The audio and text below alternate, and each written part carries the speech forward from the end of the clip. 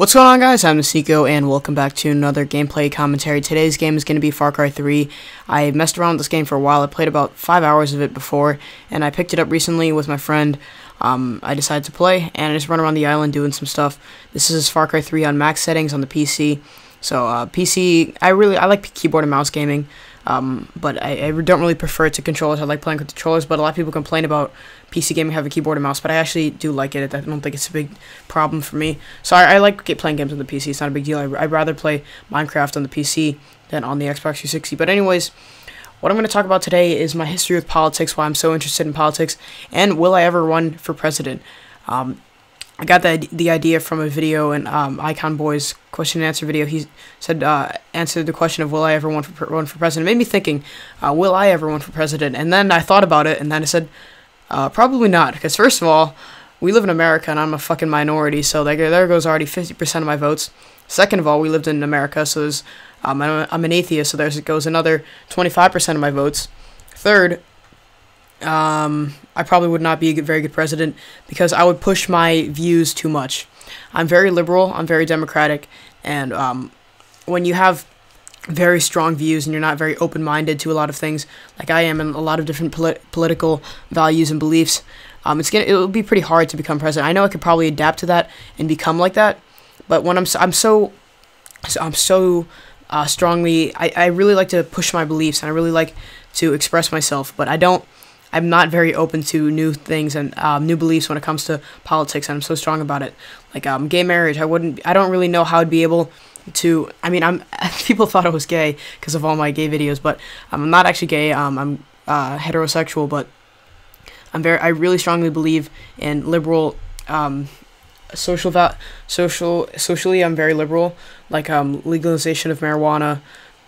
Legalization of gay marriage and things like that, but I'm very against welfare, all the welfare that so many homeless people are getting. So I really would be pushing for that, and so many people, it's just, my beliefs don't really appeal to everyone. They don't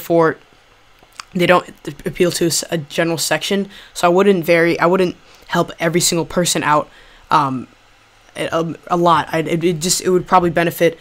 It'd be very equal. It wouldn't be like a socialist government. It wouldn't be communist, but it'd be very, it would be kind of even. I'd try to keep it as fair as possible without being communist or socialist government. So, I don't think I'd ever run for president, but, and I probably would never be a politician, even though I wouldn't mind doing that. It's something I did like, but, I am a minority, and, we know how America feels about minorities, so that probably wouldn't work out too well, but really, why I'm really into politics and why I really like to talk about that all the time is because I live in a state where we're very democratic, we're very liberal, and everyone is not very is not very open-minded to other things.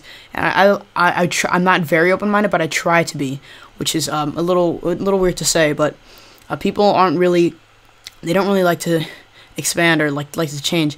People who vote during election, they just pick the Democratic switch, and they just vote for all Democratic, no matter what they know about them, or even if they're just a terrible Democrat, they'll just vote for them. And that's the opposite for me. I mean, before I vote, I'm gonna be able to vote in the 2016 election, but when I'm able to vote, I'm probably just gonna, I want to make my vote count. I want to make sure that the politician I'm voting for actually knows what they're talking about and actually knows what they're doing at all, because if they don't know if they have no clue what they're doing, or they're a fraud, or they just try to benefit themselves, and what they're doing is really starting a corrupt system, I don't want to be part of that. I don't want to be a person who helped them out, who helped them become who helped the country start crumbling. So I'm gonna make sure whoever I vote for, and that's why I like to read a lot about politicians. I like to watch them on TV.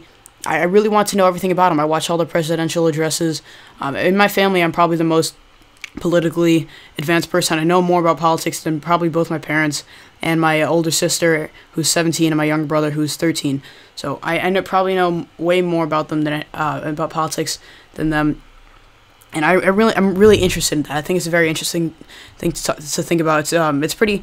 It's very dramatic. I'm not really into that whole drama thing, like with the Bill Clinton cheating on his wife, and I really don't ever care about their personal lives. I just want to see how they can run a country and see what they can do to make our country even better.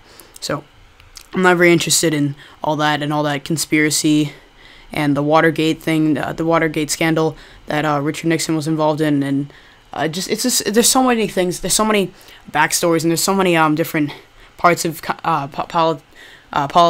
politics that make it very, very it makes people close-minded, and it makes it seem like a reality TV show more than politics, and they should really be more professional with what they do. I mean, they're the leaders of our country, and they should really focus on it more. So, I mean, honestly, with all honesty, I'm not trying to brag or not trying to be egotistical here, but I actually don't think I'd be a bad president. I wouldn't be great, but I'm only 15 years old, so if I go to law school and if I go through, I think that I could appeal to a lot of people, and the beliefs I have, I think, are going to be the future of the United States. And I think in 40 years, gay marriage it's going to be nationwide thing. Everyone's going to have gay marriage is going to be legal in every state in 40 years.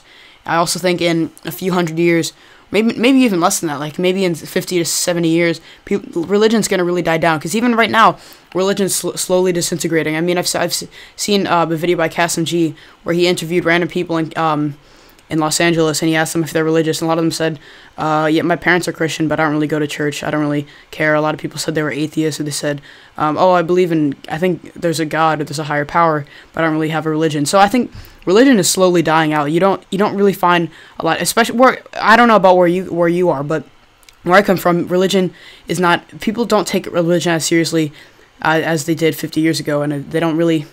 I know there's a Westboro Baptist church, but other than that, people aren't very serious about their religions. They go to church maybe. I don't even know that many people who go to church consistently every Sunday. I know my family used to be like that, but ever since I became an atheist, I feel kind of bad because I kind of ruined it for them. I don't really try. They don't like it when I push my atheist beliefs on them.